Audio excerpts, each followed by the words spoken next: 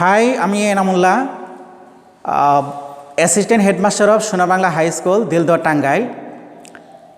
Today, warm welcome to the students of class 7. For my class, I am going to start my class now. I hope all of you are well by the grace of Allah and are prepared to follow my class. My dear students, you know there are 12 tenses in English grammar. My dear students, and among these 12 tenses, the first one is present indefinite tense. So, dear students, today I want to discuss about present indefinite tense. Okay, my dear students, and today first we want to know the definition of this tense. You students, কোনো কাজ বর্তমানে হয় চিরন্তন সত্য বা অভ্যাসগত কোনো কাজ বুঝালে তাকে প্রেজেন্ট ইনডিফিনিট টেন্স বলে। ডিয়ার স্টুডেন্টস, যদি কোনো কাজ বর্তমানে হয় বা বর্তমান সময়ের কাজটা, বা যদি কোনো চিরন্তন সত্য যেমন সূর্য পূর্ব দিকে উদিত হয়, এটা চিরন্তন সত্য। মানুষ মরণশীল, ম্যান ইজ মর্টাল, আইনের চোখে সকলে সমান, all men are equal in the eye of law. সূর্য পশ্চিম দিকে অস্ত যায়, the sun sets in the west. এরকম চিরন্তন সত্য যদি কোনো কাজ বুঝায় বা কোনো সত্য জিনিস, সত্য ঘটনা, সত্য বিষয় সেটা যদি বোঝায়, অথবা একজন মানুষের অভ্যাস, যেমন আমি প্রত্যহ সকাল 6টায় ঘুম থেকে উঠি, তিনি সকালে চা পান করেন, এরকম, বা তিনি কঠোর পরিশ্রম করেন, এটা তার নিয়মিত অভ্যাস। এই ধরনের অভ্যাসজনিত যদি কোনো কাজ বোঝায় সেটাকে প্রেজেন্ট ইনডিফিনিট টেন্স বলে। শিক্ষার্থীরা, আমি আবার বলছি, বর্তমান সময়ের কাজ বা চিরন্তন সত্য অথবা অভ্যাসগত কাজ, এই ধরনের কোনো কিছু বোঝালে তাকে প্রেজেন্ট ইনডিফিনিট টেন্স বলে। I hope all of you are clear about it. Okay? My dear students, now I want to tell you about the sorts of verbs বা ক্রিয়ার ধরনটা। আমাদের এই টেন্সের ক্রিয়ার ধরনটা, বাংলা ক্রিয়ার ধরনটা কীরকম থাকে, এই বিষয়টা এখন আমরা জানব।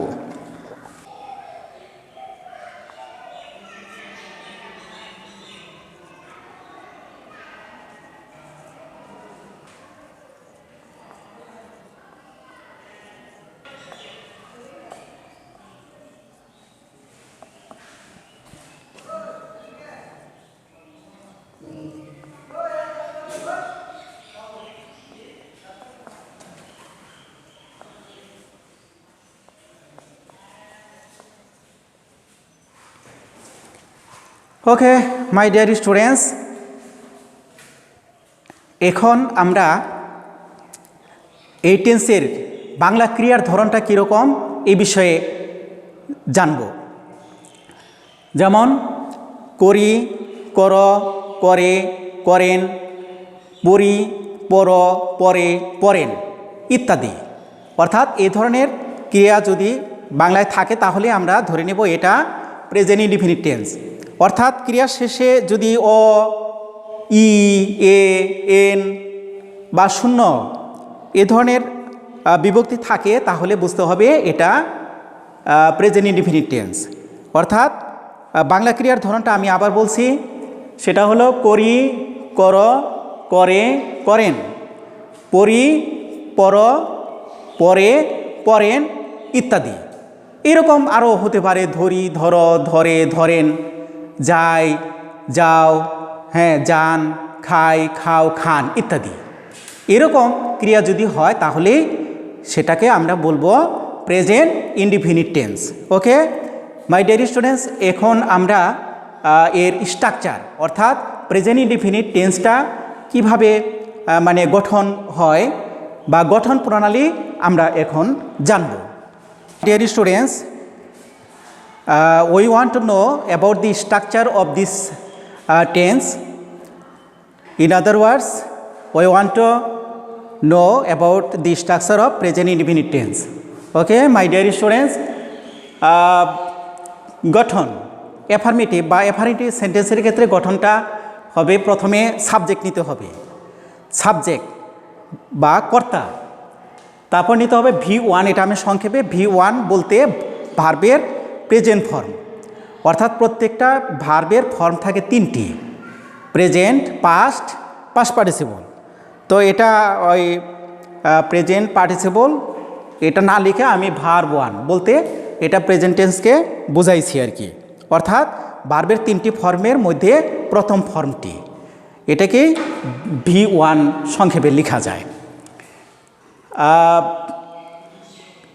প্লাস অবজেক্ট বা কর্ম, বাংলায় কর্ম, তারপরে এক্সটেনশন, এক্সটেনশন এটা আমি সংক্ষেপে লিখেছি এক্সটেনশন বা বাকি অংশ, অর্থাৎ গঠনটা এভাবে হবে প্রথমে সাবজেক্ট, তারপরে ভার্বের present form, object plus extension. আমি আবার বলছি সাবজেক্ট, মূল ভার্বের present form plus object plus extension. তো মনে রাখতে হবে এই প্রেজেন্ট ইনডিফিনিট টেন্সে এখানে ব্র্যাকেটে দেখো বলা আছে যে কর্তা থার্ড পারসন সিঙ্গুলার নাম্বার হলে, কর্তা থার্ড পারসন সিঙ্গুলার নাম্বার হলে ভার্বের সাথে এস বা ইএস যোগ করতে হয়। আমি আবার বলছি কর্তা থার্ড পারসন সিঙ্গুলার নাম্বার হলে মূল ভার্বের সাথে এস বা ইএস যোগ করতে হয়। তো এখানে একটু মনে রাখবে তোমরা যে ভার্বের শেষে যদি O, C H, S S, S Z, X এই অক্ষরগুলো থাকে কোনো ভার্বের শেষে তাহলে ইএস যোগ করতে হবে, আর এগুলো ছাড়া যে ভার্বগুলো থাকে সে ভার্বের শেষে শুধু এস যোগ করতে হবে। তো আমরা এখানে উদাহরণ দিয়েছি, যেমন আছে আমরা মাঠে ফুটবল খেলি, আমরা মাঠে ফুটবল খেলি, we play football in the field. দ্বিতীয় উদাহরণ হলো সে ভাত রান্না করে, শি কুকস রাইস। এখানে দেখো আমরা এটা হলো সাবজেক্ট, আমরা সাবজেক্ট, প্লে এটা ভার্ব 1 বা ভার্বের প্রেজেন্ট ফর্ম খেলা করা, ফুটবল এটা হলো অবজেক্ট, আর ইন দি ফিল্ড এটা হলো বাকি অংশ, সেন্টেন্সের বাকি অংশ। আর দ্বিতীয় উদাহরণ হলো সে ভাত রান্না করে, শি কুকস রাইস। এখানে সে এটা থার্ড পারসন সিঙ্গুলার, সিঙ্গুলার বিধায় এখানে ভার্ব যে আছে কুক, এই কুকের পরে এস আমরা যোগ করেছি যেহেতু সে এটা থার্ড পারসন সিঙ্গুলার। তো আবার ওই যে অন্য ভার্ব আগে বলছি, যদি যেমন গো আছে শেষে, যদি গো ভার্বটা এখানে ও আছে, গো এখানে অক্ষরটা আছে ও, এক্ষেত্রে যদি কর্তা থার্ড পারসন সিঙ্গুলার হয় তাহলে আমরা এক্ষেত্রে যোগ করব ইএস, ইএস যোগ করব। গো যদি গো ভার্বটা হয় তাহলে ইএস যোগ করব। কেন যোগ করব? এখানে এই যে উ এরকম যদি ভার্বের শেষে উ থাকে, সিএইচ থাকে, এস এস থাকে, এক্স থাকে, তাহলে আমরা ইএস যোগ করব, আর অন্য ক্ষেত্রে এস যোগ করব। যেমন ক্যাচ আছে, ক্যাচ, ক্যাচ এখানে ভার্বের শেষে আছে সিএইচ, যেহেতু সিএইচ আছে সেক্ষেত্রে আমরা যোগ করব ইএস। আর ও, সিএইচ বা এক্স এগুলো নেই, সেক্ষেত্রে আমরা শুধু এস যোগ করব, থার্ড পারসন সিঙ্গুলার হলে এস যোগ করব। যেমন এখানে কুকস, কুকের পরে আমরা শুধু এস যোগ করেছি। এ হলো তোমাদের প্রেজেন্ট ইনডিফিনিট টেন্সে অ্যাফার্মেটিভের ক্ষেত্রে এই স্ট্রাকচার বা এই গঠন প্রণালী অনুসৃত হবে এই টেন্সে। Okay my dear students, now I want to discuss about, থাকে পর্যন্তই, এটা হলো কতক্ষণ হয়েছে। Already you have cleared about the structure of present indefinite tense in affirmative form. Now I want to discuss or teach you about the structure in interrogative form. অন্য কথায় এই টেন্সে যদি প্রশ্নবোধক হয়, বাক্য প্রশ্নবোধক যদি হয়, সেই প্রশ্নবোধকের ক্ষেত্রে আমাদের কি করণীয়, সেখানে স্ট্রাকচারটা কি, নিয়মটা কি, সেটা আমাদের জানা দরকার। তো ইন্টারগেটিভের ক্ষেত্রে স্ট্রাকচারটা প্রথমে ডো অথবা ডাজ, ডো অথবা ডাজ। তো যদি থার্ড পারসন সিঙ্গুলার হয় তাহলে ডাজ নিতে হবে, আর অন্য ক্ষেত্রে ডু এর সাহায্য নিতে হবে। তো ডো অথবা ডাজ, তারপরে নিতে হবে plus, do oblique does plus subject, subject plus verb one plus object plus extension plus একটি প্রশ্নবোধক চিহ্ন। অর্থাৎ বাক্য যদি প্রশ্নবোধক হয় তাহলে একটি নোট অফ ইন্টারোগেশন বা প্রশ্নবোধক চিহ্ন দিতে হবে। এখানে কিছু মনে রাখতে হবে, সেটা হলো যে কোন ক্ষেত্রে আমরা ডু নিব এবং কোন ক্ষেত্রে আমরা ডাজ নিব। আমি আবার বলছি, যদি কর্তা থার্ড পারসন সিঙ্গুলার নাম্বার হয়, কর্তা থার্ড পারসন সিঙ্গুলার নাম্বার হলে সেক্ষেত্রে আমরা ডাজ নিব, প্রথমে ডাজ নিব। আর সিঙ্গুলার ব্যতীত অন্য ক্ষেত্রে আমরা ডু নিব। তারপরে নিতে হবে subject plus verb one plus object plus extension plus প্রশ্নবোধক চিহ্ন। এখানে আরেকটা বিষয় মনে রাখতে হবে যে যখন আমরা ডাজ নিব, থার্ড পারসন সিঙ্গুলারের ক্ষেত্রে যখন ডাজ নিব তখন মূল ভার্বের সাথে এস বা ইএস যুক্ত হবে না। তো এবার উদাহরণে দেখি, যেমন আছে সে কি এখানে আসে, সে কি এখানে আসে। তাহলে এখানে সে, এটা থার্ড পারসন সিঙ্গুলার, যেহেতু থার্ড পারসন সিঙ্গুলার কাজে আমরা এখানে ডাজের সাহায্য নিলাম। সে, আমি আবার আই রিপিট, সে থার্ড পারসন সিঙ্গুলার কাজেই এখানে আসলো does, does he come here. আগে বলছিলাম যে যখন আমরা ডাজের সাহায্য নিব সেক্ষেত্রে ভার্বের সাথে আমাদের এস বা ইয়েস যুক্ত হবে না। যেমন কাম, এমনি সাধারণভাবে থাকলে কামের পরে আমরা এস যুক্ত করতাম, যেহেতু এটা প্রশ্নবোধক কাজেই এখানে এস যুক্ত হবে না, কেননা এখানে আমরা ডাজের সাহায্য নিয়েছি। আর দ্বিতীয়ত হলো তুমি কি ইহা পছন্দ করো, তুমি কি ইহা পছন্দ করো, ডু ইউ লাইক ইট। যেহেতু এখানে তুমি এটা থার্ড পারসন সিঙ্গুলার নয়, যেহেতু থার্ড পারসন সিঙ্গুলার নয় সেহেতু এখানে আমাদের ডু এর সাহায্য নিলাম। আমি আবার বলছি শিক্ষার্থীরা, যে যদি থার্ড পারসন সিঙ্গুলার হয়, কর্তা যদি থার্ড পারসন সিঙ্গুলার হয় সেক্ষেত্রে আমরা এস ডাজের সাহায্য নিব, ডাজের সাহায্য নিব। আর সিঙ্গুলার না হলে আমরা ডু এর সাহায্য নিব। In case of third person singular we take the help of does. In other sectors we will take the help of do. I hope, my dear students, you all are clear about the interrogative form in present indefinite tense. তো এখানে আমরা কি পেলাম, একটু ভিন্ন, সেটা হলো do অথবা ডাজ সাবজেক্টের আগে আসে, এবং আরেকটা বিষয় যে শেষে একটা প্রশ্নবোধক চিহ্ন, নোট অফ ইন্টারোগেশন। যেমন সে কি এখানে আসে, সে কি এখানে আসে, does he come here, does he come here. যেহেতু প্রশ্নবোধক সেহেতু বাড়তি একটি কাজ নোট অফ ইন্টারোগেশন বা প্রশ্নবোধক চিহ্ন আমাদের দিতে হবে।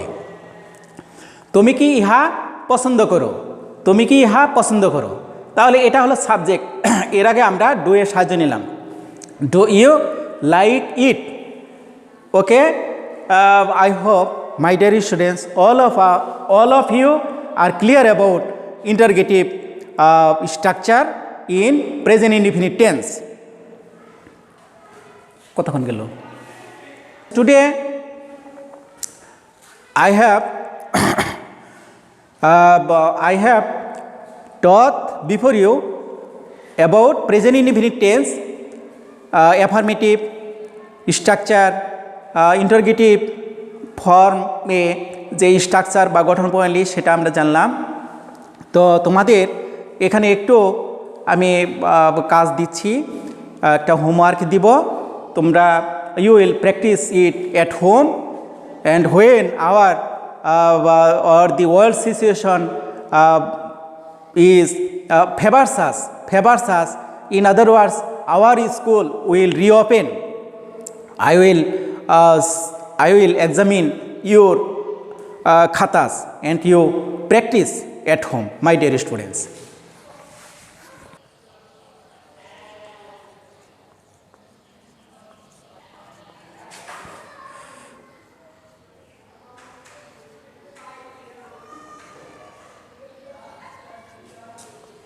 Okay, my dear students, already we have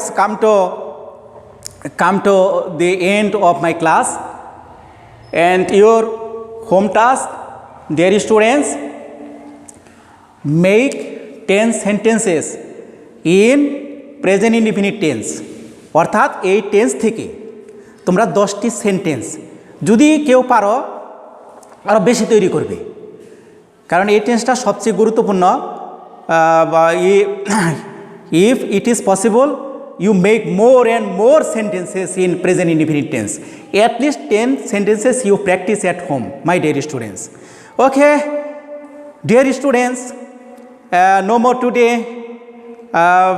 I want to see you in the next class, and till then you keep well and be happy, and that's the end of my class. Thank you very much, students.